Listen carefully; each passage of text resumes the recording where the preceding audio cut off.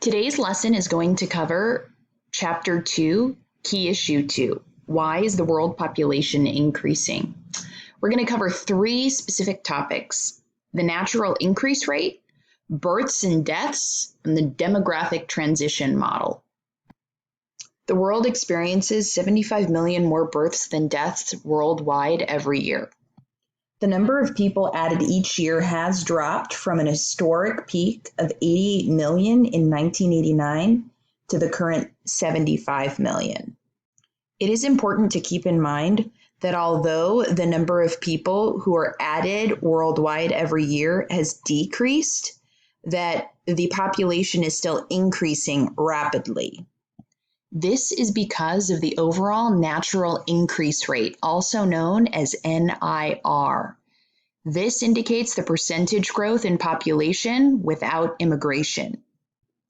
When we take a look at different countries around the world, we can see that the NIR, or natural increase rate, varies from higher than 2% in some countries to slightly negative in other countries. Typically, the higher the NIR in a country, the less developed it is, and the lower the NIR in a country, the more developed it is. Another way to gauge a country's level of development is looking at its life expectancy. Life expectancy is the average number of years at death. So this is going to indicate to us how long the average person may live. The higher the number, the more developed a country is.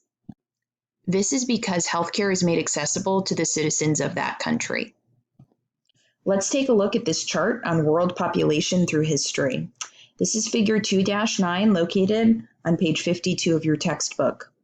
Through most of human history, you can see population growth was virtually zero. Population has increased rapidly beginning in the 18th century. This begins the Industrial Revolution. Now let's take a look at figure 2-10 located on page 52 of your textbook, looking at world population growth between the years 1950 and 2015.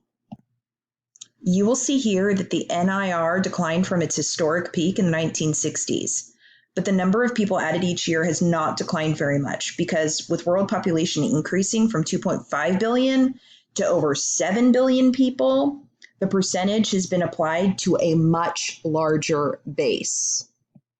Even with a lower NIR, that still indicates that there is an increase rate. Again, applying that to a larger population means you're still going to see a much larger population growth. Now take a look at life expectancy at birth in figure 2-11 located on page 53 of your textbook. Spend a moment looking at the key. The darkest areas on this world map indicate high life expectancies. These are your more developed countries around the world. The lighter the color, the less developed. The highest life expectancies are in Europe and the lowest are in sub-Saharan Africa. Something you may also notice is that the United States, the wealthiest country in the world, still has a lower life expectancy than other developed countries. It could be argued that the reason for this is because healthcare is not regarded as a right in the United States to the same extent it is in the rest of the developed world. Another surprising thing to note is that worldwide there is more than a 20-year difference between the shortest and the longest lived countries. Now let's take a look at figure 2-12, also located on page 53 of your textbook. This map indicates the natural increase rate. What you'll notice is that the highest rates of growth are in Africa and Southwest Asia. More than 95% of the natural increase is clustered in developing countries. A major reason for this would be the lack of health services available to women in these regions, particularly when it comes to things like contraceptives, also known as birth control, and abortion services. You will hear access to these services commonly referred to as family planning throughout this textbook. Next, let's look at figure 2-13, also located on page 53 of your textbook. This is going to look at regional distribution of natural increase between the years of 1950 and 2015. Here we are comparing developed and developing regions. The reason you do not see Europe on this map is because population has declined in this region. Since 1980, 67% of the world's population growth has been in Asia, 20% in Africa, 9% in Latin America, and 4% in North America. The major challenge the world faces with NIR trends is that most of the world's additional people live in countries that are least able to maintain them. Getting into births and deaths, we're going to be looking at a few acronyms you should be familiar with. When looking at natural increase, we know that that's composed of both births and deaths. Remember, that does not include migration. The crude birth rate, or the CBR, is going to assess live births per year per 1,000 people. The crude death rate will assess deaths per year per 1,000 people. The crude death rate will be referred to as CDR. The total fertility rate, or TFR, is the average number of children per woman. We can apply these acronyms to get a better understanding of how they apply to population. Let's take a look at the crude birth rate in different parts of the world. This map is figure 2-14, located on page 54 of your textbook. This map indicates the global distribution of CBRs, or crude birth rates, and how it parallels to that of NIRs, or natural increase rates. What you'll notice is the countries with the highest CBRs, or crude birth rates, are concentrated again in Africa and Southwest Asia. So Africa, Southwest Asia. Just for some perspective, many sub-Saharan African countries have a CBR over 40, whereas many European countries have a CBR below 10. Here's the map, figure 2-15, also located on page 54 of your textbook. It is going to indicate crude death rates, or CDR. These crude death rates do not follow the pattern of many other demographic statistics. The combined CDR for all developing countries is actually lower than the combined rate for all developed countries. Take a minute to think of why that is. The reason you will see less variation in this category on the basis of CDR is because in poorer countries you may find a lack of quality healthcare, you may find a lack of sanitation, all contributing to lower life expectancies. However, when you're looking at the CDR in developed countries, you may find that the death rate is higher because the proportion of population in elderly demographics is much higher in comparison to other age demographics. All right, so we are finally at the last map that we're going to be looking at in this key issue, and this is figure 2-16, located on page 55 of your textbook. It's going to focus on total fertility rates in different parts of the world. Again, just a reminder, the total fertility rate, or TFR, is the average number of children a woman will have throughout her childbearing years. This is roughly between the ages of 15 through 49. As we saw with NIRs, or natural increase rates, and CBRs, or crude birth rates, the countries with the highest TFRs, or total fertility rates, are concentrated in Africa again and Southwest Asia. For some context, the TFR for the world as a whole is 2.5. The TFR exceeds 5 in sub-Saharan Africa, compared to 2 or less in nearly all European countries. TFR can very much be linked to access to health services for women and social customs when it comes to access to those health services as well. The last section of this key issue is very important. We're going to be looking at the demographic transition, or the demographic transition model. We're going to be focusing on the process of change in society's birth and death rates, as well as looking at 4 stages with the possibility of a 5th stage.